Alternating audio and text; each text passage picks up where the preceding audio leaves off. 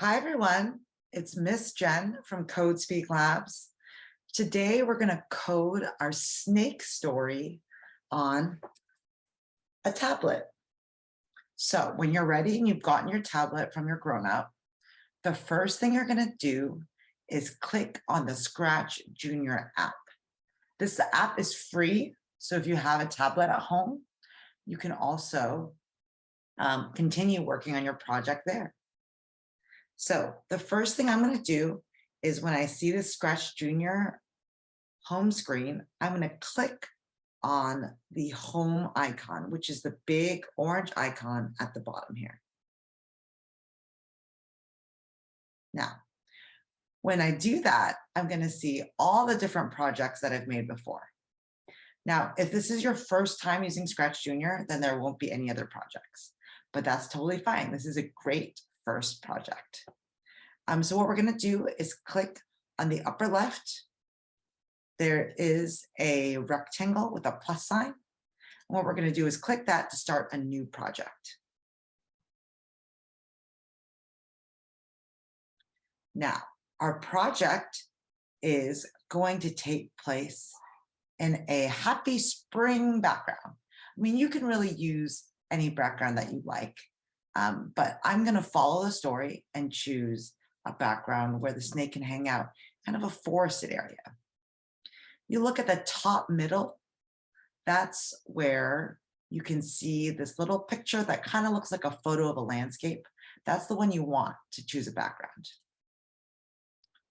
And at any point, your grown-up can pause this video so that you can have more time. So I'm going to choose this beautiful springtime background that has a tree on it because I want my apple to be on a tree. There are other options as well. So you can take time to explore or go ahead and just pick this one. Once you find the one that you want, go ahead and click the checkbox. The checkbox is way up in the upper right-hand corner. That means, yep, I'm ready to go. So now you'll see the ScratchJr kitten is in this beautiful spring. But we actually don't want a kitten. We want a snake. So the way that I delete it is I take my coding finger, I hold down on the ScratchJr kitten for a few seconds, and you'll see it'll automatically start wobbling and an X will appear. And I can go ahead and delete that. Okay, I'm going to do that one more time. So let's say there's a cat. I'm going to take my finger, I'm going to hold onto it, and it's going to wiggle, and then I'll click space. All right. So now there's no cat. I want to add a new sprite though, and I actually want to add two new sprites. If you remember from the story, we had the snake and the apple. So on the upper left-hand corner here, you'll notice there's a big plus sign in the rectangle. That means add a new sprite. So I'm going to just scroll down and you'll notice there's all these different animals. I'm going to go ahead and add the snake first. So I click on the snake and I click check. I want the snake. Now I'm going to do that same process again to get the apple. So I'm going to press the plus sign, scroll down, and look for an apple that I want. I mean, if you want, you can have the snake eat a peach or a mushroom instead. It's up to you. I'm going to choose apple. So click on the X. So you'll notice, though, the apple and the snake and all new sprites always appear in the middle of the screen. But I don't want them on the middle of the screen. I actually want to move them so that the apple is up in the tree. And then I'm going to have the snake down here below. So now we have our characters and we have our background, but it doesn't do anything yet. So does anyone remember, how do I make the snake actually move? Well, I need these coding blocks that are on the bottom here. And you'll notice there's lots of different colors of coding blocks: yellow, blue, purple, green, orange, and red. So whenever I want to start off some new code, I need an event, and that will be the yellow blocks. So when I press on that yellow block, you'll see all of the yellow blocks appear. And I want this green flag block. You'll notice it matches up here and down here. So there's a very good reason for that. And I'll show it to you in 1 minute. First, though, let's take our coding finger. Let's pick up the green flag block from this bottom menu and bring it to our coding area. Oh, but I just noticed something. In my coding area right now, there's an outline of an apple, but I actually want this code to be on my snake. So I actually don't need this block. So I'm going to put it back in. So that just deletes it. Now in the upper left, I'm going to click on my snake. And you'll notice the snake appears here as an outline, and it's highlighted up here. So that's how you know what sprite you're actually adding code to. This is a very common error. Even Miss Jen made this error. Okay, so now I'm going to put my green flag block here. And now I'm going to say, I want my snake to move. So I'm going to need the blue blocks. So I'm going to click on the blue section.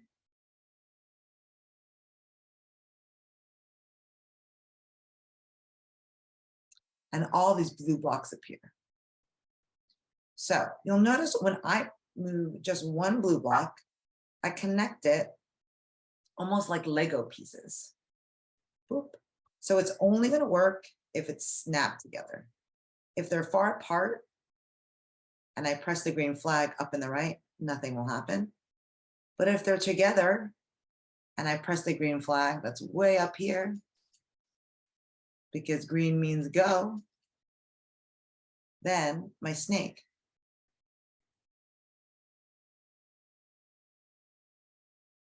will move. Just one step. Now, how much you need your snake to move depends on where your apple is and where your snake is. So my snake is pretty much a little bit to the left and then below the apple.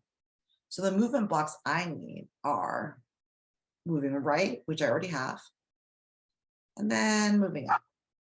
And I can just experiment with this to make sure that the snake gets all the way up. So I'm going to press the green flag again, check how my code is looking. And I notice, oh, it doesn't quite get there. I need to move more up.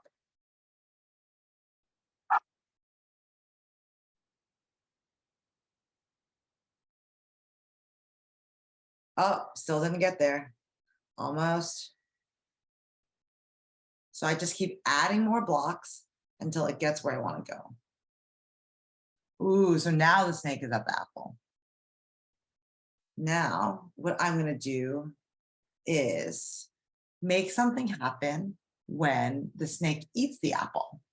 So the way the computer thinks the snake is eating an apple is by using a special event block. And the events are yellow, saying when these two sprites touch. So I want to make it so that when the sprites touch, the apple sends me a secret message. So I need to put the code on the apple. So you notice right now on the snake, oh, I tap on the apple on the top left. And now you'll notice, this is very important when you're coding the apple, you need the apple code in the apple coding area. And the way you tell if it's an apple coding area is if you can see the outline of the apple and the apple is highlighted. So now I'm on my apple code. So this is the first code the apple is doing, which is why right now the coding area is completely empty. So the event that I want to start with this time is in the yellow section, and it's when the two sprites touch. So if you look at the third yellow block, looks like two sprites that are basically kind of like holding hands or giving each other a high five. That's when you want code to happen, when two sprites touch. So when two sprites touch, I want the apple to look like it got eaten. So I'm going to have it hide. So I'm going to go to the purple category, which is looks. And then I'm going to actually click hide. So once I touch on it, I drag it down and I connect it. So it's really important every time you drag a block down, you're always connecting it.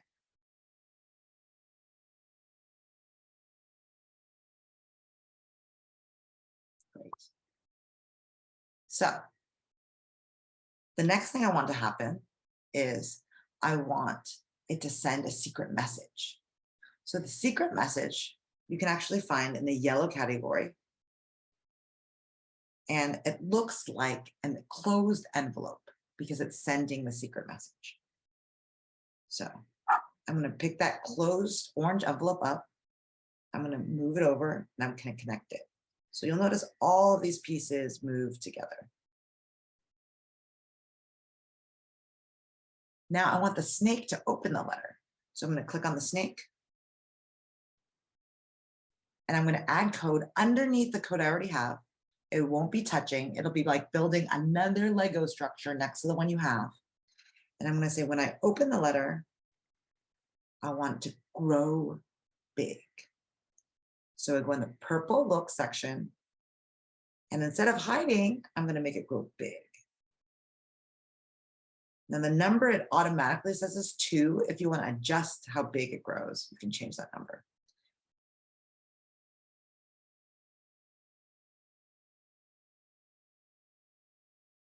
Now, it's really important to notice that this code goes with the snake and not with the apple. So you'll notice the snake should have 2 areas of code, all of the green flag movement code blocks, and then the opening the message and then growing big. Meanwhile, the apple has only 1 row of coding blocks because it has to do with sending the message and hiding. Okay, so let's run our code and see what happens. And you'll notice every time you press the green flag, the snake and the apple will reset to their starting positions.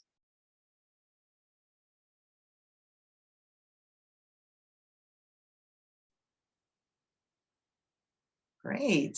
So you'll notice the snake moves, goes up to the apple.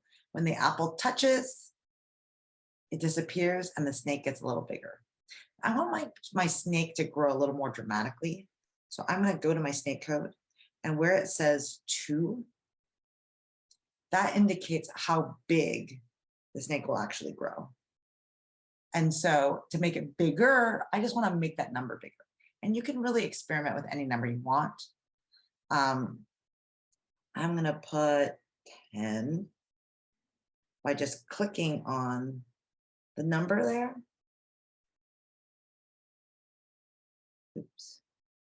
And then a keypad will appear. And then I can adjust it. And then see what happens. So go ahead and keep playing with your blocks, trying new events, new motions, new hiding and looks blocks. And I hope you have a lot of fun with that. I know I had a lot of fun with you. Thank you so much.